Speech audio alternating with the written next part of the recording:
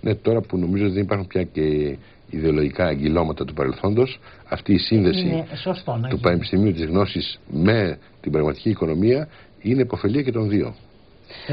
Ας δούμε όμως τι σημαίνει Προεδρία για την Αθήνα, όπου είπαμε ότι θα πραγματοποιηθούν πολλές άτυπες συναντήσεις. Σε πρακτικά λόγια, Προεδρία σημαίνει, όσον αφορά την Αθήνα, τη χώρα που ασκεί την Προεδρία, σημαίνει γύρω στις 120 συναντήσεις των 28 κρατών μελών, συν Ευρωπαϊκή Επιτροπή, συν Γραμματεία του Συμβουλίου, αρχίζοντας από το υπουργικό επίπεδο και κατεβαίνοντας σε επίπεδο πρεσβευτών, σε επίπεδο ομάδας εργασίας, σε επίπεδο γενικών διευθυντών υπουργείων. Είναι 120 συναντήσεις, ουσιαστικά δηλαδή μία κάθε μέρα. Πολλές φορές, αν αφαιρέσει κανείς και τις διακοπές του Πάσχα κλπ., είναι πάνω από μία την ίδια μέρα. Από αυτές τις 120, τουλάχιστον οι 100-110 θα γίνουν στο Ζάπιο, για λόγους οικονομίας όπως είπα. Σε δικαιολογημένες εξαιρέσεις θα γίνουν εκτός Ζαπίου ή εκτός Αθηνών. Θα είναι μια ευκαιρία. Αυτές είναι οι επίσημες εκδηλώσεις που οργανώνονται από την Προεδρία του Συμβουλίου. Στα περιθώρια αυτών των εκδηλώσεων θα γίνουν πάρα πολλές εκδηλώσεις οργανωμένες από μη κυβερνητικές οργανώσεις, από think tank, από άλλους οργανισμούς, από εφημερίδες. Η θεματολογία. Τις οποίες υπολογίζουμε γύρω, παραδείγματος χάρη, ο Economist θα κάνει 2 ή 3 μεγάλες συνέδρια, όπου θα καλέσει υπουργούς, θα καλέσει διανοητές, θα καλέσει άλλοι οργανισμοί πολύ σημαντικοί. Ο Nouvel Observateur, το γαλλικό έντυπο. Όλα αυτά, μερικά από αυτά θα είναι υπό την αιγίδα του Υπουργείου Εξωτερικών και της Προεδρίας, αλλά την οργανωτική ευθύνη θα την έχουν άλλοι φορείς. Θέλω να πω ότι μόνο στα 120 επίσημα γεγονότα περιμένουμε την αύξηση πάνω από 15.000 επισκεπτών, μάλλον 20.000 περισσότερο, μάλλον θα πλησιάσουμε, γιατί εκεί πρέπει να υπολογίσει κανείς και τους διερμηνείς και όταν έρχεται ο υπουργός συνοδεύεται και από 1, 2 ή 3 συνεργάτες του, και γύρω στις 15.000 διανυκτερεύσεις. Όπως καταλαβαίνετε, αυτό και από άποψη οργανωτική είναι μια επιχείρηση αρκετά περίπλοκη. Έχουμε πάρει όλα τα μέτρα μας. Μαθαίνω ότι έχει πάει πολύ καλά αυτό, ότι έχουμε κανονιστεί όλες οι διαμονές. Είμαστε αισιόδοξοι ότι όλα θα πάνε καλά. Έχει ένα ταλέντο η Ελλάδα στις δύσκολες στιγμές, δεν ξέρω. Όσο πιο πιεστικά είναι τα πράγματα. Δεν έχουμε περιθώριο, ιδίως μετά από 4 επιτυχημένες προεδρίες. Είναι μια ευκαιρία η Προεδρία, εκεί που είμαστε στο επίκεντρο του παγκόσμιου ενδιαφέροντος για τους λάθος λόγους, να είμαστε πλέον στο επίκεντρο ως θετικό παράδειγμα. Και επαναλαμβάνω ότι είμαι σίγουρος και ελπίζω ότι η επιτυχημένη Προεδρία θα συνοδευτεί και από την έξοδο από την κρίση. Διότι και ο ελληνικός λαός περιμένει καλύτερες μέρες και ήδη τα σημάδια ανάκαμψης είναι σαφή. Θα βοηθήσει η Προεδρία στη βελτίωση ακόμα παραπάνω της ήδη βελτιωμένης εικόνας της Ελλάδας στην Ευρώπη και παγκοσμίως. Διότι αν είχαμε κάνει αυτή την εκπομπή πριν από 1,5 χρόνο, όταν ανέλαβε αυτή η κυβέρνηση, και ανοίγατε τον διεθνή τύπο, θα βλέπατε μόνο πικρόχολα ή αρνητικά ή υβριστικά. Σήμερα είναι πολλής. Πέρα από όλα αυτά. Ναι, αλλά αυτό που μετράει είναι το αποτέλεσμα. Ήταν στραβή πινακωτή η Ελλάδα. Για όλα έκανε λάθος η ίδια, οι Έλληνες είναι κάπως. Εξαρτάται και από το μέγεθος, κυρία Δικιάκου. Δηλαδή, όταν είσαι μεγάλος και ισχυρός, δεν μιλάνε πολύ για σένα. Πάντως αυτό έχει αλλάξει. Έχει αλλάξει ήδη αυτό πάντως. Και ήδη στο διεθνή τύπο βλέπουμε όλο και περισσότερο ενθαρρυντικά το γεγονός ότι οι περιβόητες εταιρείες αξιολόγησης μας έχουν αναβαθμίσει και θα συνεχίσουν να μας αναβαθμίζουν. Τα μεγάλα διεθνή funds δίνουν ψήφο εμπιστοσύνης. Εν αναμονή συγκρότησης ευρωπαϊκών οργάνων για την αξιολόγηση των τραπεζών, γιατί έχουν πικράν πείραν. Είναι ένα αίτημα της Ευρώπης αυτό. Βεβαίως, μετά τις ευρωεκλογές αμέσως θα γίνει η ανανέωση όλων των πολιτικών θέσεων, των πολύ σημαντικών πολιτικών θέσεων των ευρωπαϊκών οργάνων. Θα υπάρξει καινούριο Ευρωπαϊκό Κοινοβούλιο. Ελπίζω το καινούριο Ευρωπαϊκό Κοινοβούλιο σε αυτό να εκπροσωπούνται με αρκετά σημαντικό μεγάλο ποσοστό οι φιλοευρωπαϊκές δυνάμεις, διότι όπως είπα, εγώ προσωπικά ανησυχώ για την άνοδο του ευρωσκεπτικισμού και όχι μόνο στις παραδοσιακές χώρες που ήταν ευρωσκεπτικές, αλλά σε όλες τις χώρες. Αυτό οφείλεται στο ότι ο πολίτης έχει την αίσθηση, καλός ή κακός, ότι η Ευρωπαϊκή Ένωση δεν ήταν έτοιμη και δεν μπόρεσε να αντιμετωπίσει την κρίση γρήγορα και αποτελεσματικά. Νομίζω ότι τώρα η Ευρώπη έχει μπει σε μια καλή πορεία. Η Τραπεζική Ένωση είναι πάρα πολύ σημαντική, διότι πρέπει να μπει τάξη σε αυτό το άναρχο τοπίο. Θα μειώσει και το κόστος του χρήματος. Ναι. Εμείς σήμερα, ο Νότος ο Ευρωπαϊκός και η Ελλάδα ειδικότερα, αδικούμαστε διπλά. Πρώτον, διότι πληρώνουμε το χρήμα πολύ πιο ακριβά, οι επιχειρήσεις μας, και δεύτερον, την ενέργεια. Η Τραπεζική Ένωση θα συμβάλλει, πιστεύουμε, στο να μειωθεί αυτό το η μεγάλη απόσταση που υπάρχει μεταξύ των επιτοκίων με τις οποίες δανείζεται μια ελληνική και μια γερμανική επιχείρηση. Αυτό το έχουν αποδεχθεί όλοι, την ιδέα της Τραπεζικής Ένωσης, που είναι απαραίτητη για να είναι βιώσιμη όχι μόνο η Ευρωζώνη, αλλά η εσωτερική αγορά. Δεν μπορεί επάπειρον να υπάρχει το διαφορετικό κόστος όταν έχει το ίδιο νόμισμα. Για την ενέργεια, που είναι ένα άλλο σημαντικό παράγον κόστος, όπως ξέρετε, έχουν γίνει ορισμένες κινήσεις, θα συνεχίσουν να γίνονται. Είναι πολύ σημαντικό ότι φέτος θα αρχίσει η κατασκευή του TAP, του περίφημου Trans-Adriatic Pipeline, του αγωγού που θα φέρει για πρώτη φορά στην Ευρώπη φυσικό αέριο από την περιοχή της Κασπίας, το Αζερμπαϊτζάν.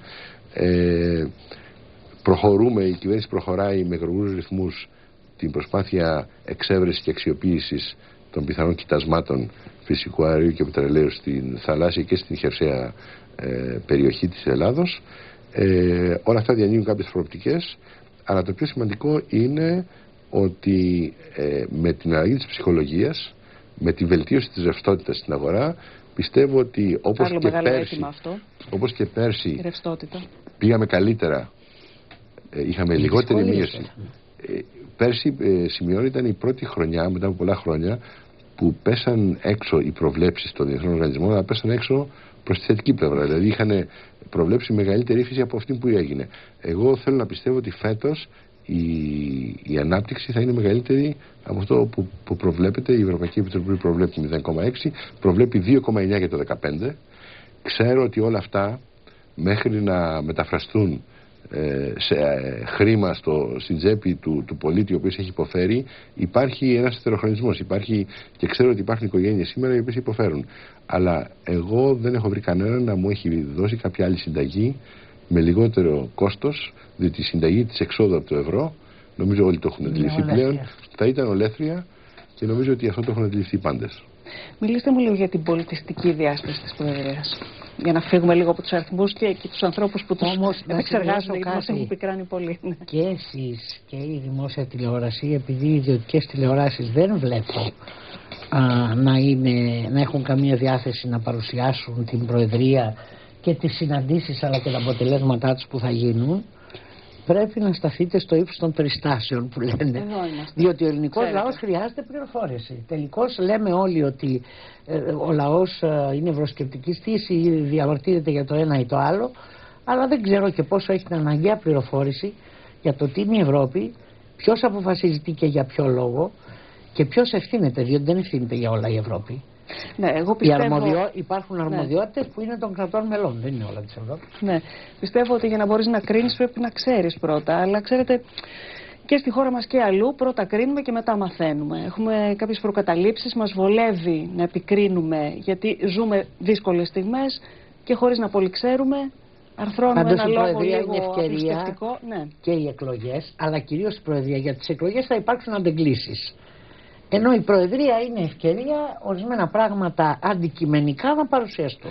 Είναι εθνική υπόθεση και η επιτυχία της Προεδρίας είναι εθνική υπόθεση και ελπίζω ότι όλα τα κόμματα και η εξωματική αντιπολίτευση που μερικές φορές δεν έκανε δηλώσεις τόσο υποβοηθητικές, νομίζω ότι θα το αντιληφθεί έστω τώρα και ότι σε αυτό το εξάμηνο, σε αυτό το θέμα τουλάχιστον, θα υπάρξει μια κοινή πλεύση με όλες τις διαφορές τις ιδεολογικές, τις πολιτικές, οι οποίες είναι σεβαστές. Αλλά η επιτυχία της Προεδρίας είναι εθνικός στόχος. Συμφωνώ απόλυτα με την κυρία Γιαννάκου ότι δεν φταίει για όλα η Ευρώπη, αλλά στο θέμα της κρίσης και στο θέμα της αρχιτεκτονικής του ευρώ, όλοι πλέον αναγνωρίζουν ότι υπήρχαν κενά, ότι υπήρχαν αντιφάσεις στο σύστημα, στην αρχιτεκτονική δομή και αυτά προσπαθεί τώρα η Ευρώπη σιγά σιγά να τα διορθώσει. Που κάποιον όταν ήταν μεγάλοι δεν τα βλέπανε και τον μικρότερο τα είδαν. Υπάρχουν και εθνικές ευθύνες. Δεν είναι καλά το πράγμα. Είναι αυτό που είπατε εσείς, δεν υπήρξαν προβλέψεις δυστυχώς. Ναι, γιατί δεν μπορεί να έχεις μια νομισματική ένωση, μάλλον μια κεντρική τράπεζα η οποία να ασχολείται μόνο με τη σταθερότητα των τιμών Ενώ η Αμερικανική Κεντρική Τράπεζα έχει σαν πρώτο στόχο την πλήρη απασχόληση. Δηλαδή εκεί υπάρχει μια ανισοκατανομή.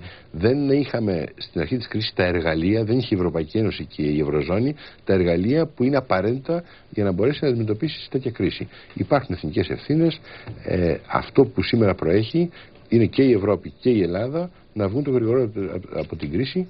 Για να επανέλθω στο ερώτημά σας για τα πολιτιστικά, δεν θα κάνουμε μεγάλες φιέστες. Δεν χρειάζεται να είναι μεγάλη φιέστα, μπορεί να είναι απλώς εμπλουτισμένη. Θα είναι όλα με πολύ περιορισμένο προεπλογισμό. Όπως ήθιστε θα κάνουμε μια πολιτιστική εκδήλωση στις Βρυξέλλες στην αρχή της Προεδρίας, σύντομα θα υπάρξει μια πολύ σημαντική έκθεση στις Βρυξέλλες για τη θάλασσα, διαχρονικά. Πάντα παρούσα η θάλασσα λοιπόν, στην Μποζάρα από ό,τι με την έλευση εδώ του Κολεγίου των Επιτρόπων κάναμε κάποιο μικρό πολιτιστικό γεγονός στο Μέγαρο Μουσικής. Θα γίνει και κάποιο στο τέλος της Προεδρίας, σεμνά, και οι πρεσβείες μας στο εξωτερικό, διότι και εκεί θα πρέπει να διαδραματίσουν κάποιο σημαντικότερο ρόλο, να κάνουν ορισμένες εκδηλώσεις. Τους έχουμε δώσει ορισμένη οικονομική ενίσχυση για αυτό το σκοπό, διότι η Προεδρία δεν αφορά μόνο την Αθήνα και τις Βρυξέλλες, αφορά ουσιαστικά όλο τον κόσμο, εκεί όπου υπάρχει η ελληνική παρουσία, η ελληνική διπλωματική αρχή. Όμως και στο Ευρωπαϊκό Κοινοβούλιο. Και στο Ευρωπαϊκό Κοινοβούλιο βεβαίως. Θα κάνουμε και εμείς εκδηλώσεις. Βεβαίως και η Ελληνική Βουλή θα κάνει. Αλλά όλα σε περιορισμένη κλίμακα και με πολύ χαμηλό προϋπολογισμό. Νομίζω ότι αυτό είναι σημαντικό. Νομίζω ότι το χάρισμα και το ταλέντο και η συγκίνηση που μπορεί αυτό να προκαλέσει δεν κοστίζει, είναι από αυτά που δεν αγοράζονται. Νομίζω ότι οι επισκέπτες μας, αυτοί οι 20.000 επισκέπτες, θα έχουν την ευκαιρία να επισκεφθούν ενδεχομένως και τα μουσεία μας κλπ. Και νομίζω ότι πολιτιστικά δεν θα μείνουν καθόλου πεινασμένοι. Θα κάνουμε στις Βρυξέλλες, θα οργανώσω εγώ με το Υπουργείο Βορείου Ελλάδος μια έκθεση που υπάρχει για τους φιλέλληνες. Τους φιλέλληνες που βοήθησαν στην Ελληνική Επανάσταση κλπ. Για να θυμίσουμε και κάτι. Και μια μεγάλη έκθεση ζωγραφικής μαζί με την πινακοθήκη του Δημήτρη Μηταρά, και άλλοι συνάδελφοι νομίζω θα κάνουν και άλλα πράγματα που θα δώσουν και την αίσθηση και το χρώμα, αν θέλετε, γιατί υπάρχουν χώροι στο Ευρωπαϊκό Κοινοβούλιο. Εγώ νομίζω ότι δεν υπάρχει ερώτημα πουθενά γιατί η Ελλάδα έχει κρίση και να έχει την Προεδρία. Τέτοιο θέμα δεν υπάρχει. Η Προεδρία θα είναι καλή, ορθώς είναι συμμαζεμένη και λιτή. Βέβαια δεν χρειαζόταν τόση γκρίνια περί μαντιλιών και αυτά. Όλες οι Προεδρίες το κάνουν. Τώρα να πούμε την αλήθεια. Μην είμαστε δηλαδή. Δεν κάνουμε. Αυτό είναι μια λεπτομέρεια. Είναι μια λεπτομέρεια. Είναι πάντως, και λαϊκισμός μερικές φορές. Πάντως εμείς, εγώ προσωπικά, και έχουμε προγραμματίσει, θεωρώ πολύ σημαντικό να αξιοποιήσουμε την Προεδρία για να προωθήσουμε και αυτές τις νέες δυναμικές εταιρείες υψηλής τεχνολογίας που υπάρχουν. Βεβαίως ο πολιτισμός μας είναι η βαριά μας βιομηχανία, είναι γνωστός όμως. Νομίζω ότι αυτό που πρέπει τώρα να δείξουμε σαν εικόνα είναι της νέας Ελλάδας, της δυναμικής Ελλάδας, η οποία μπορεί να σταθεί στο διεθνή ανταγωνισμό, και έχουμε νέους επιστήμονες που είναι εξαιρετικοί. Λοιπόν, θα αξιοποιήσουμε ορισμένες ευκαιρίες για να προωθήσουμε και αυτή την εικόνα της Ελλάδας, των νέων τεχνολογιών. Είναι μια τι μπορούν οι νέοι Έλληνες να κάνουν, οι σημερινοί, οι σύγχρονοι. Λοιπόν, επιστρέφοντας σε αυτή τη βαριά βιομηχανία που λέγεται πολιτισμός, και αφού σας ευχαριστήσω για την παρουσία σας, σας ευχηθώ και πάλι καλή χρονιά και ευχηθώ τα καλύτερα στην Προεδρία της χώρας μας, πώς θα μπορούσε να είναι αλλιώς. Να σας αποχαιρετήσω με απόσπασμα από ένα συμφωνικό έργο που λέγεται «Χαρά σε σε χώρα λευκή», βασισμένο στην ποίηση του Κωστή Παλαμά και στον ύμνο της Αθηνάς. Είναι ένα έργο που έχει τεθεί υπό την αιγίδα της Ελληνικής Προεδρίας, έργο της Πηγής Λυκούδη. Εδώ θα δούμε το απόσπασμα όπως παρουσιάστηκε το έργο από τη Συμφωνική Ορχήστρα του Δήμου Αθηναίων και τη Μεικτή Χοροδία του Τμήματος Μουσικών Σπουδών του Πανεπιστημίου Αθηνών υπό τη διεύθυνση του Νίκου Μαλιάρα. Απαγγελία των στίχων από το Γιάννη Φέρτη και ερμηνεία Ρίτας Αντωνοπούλου και Σπύρου Κλίσσα. Χρυσοστέφανη και τιμημένη χώρα, οι μεγαλόχαροι θεοί επάνω σου αγρυπνούνε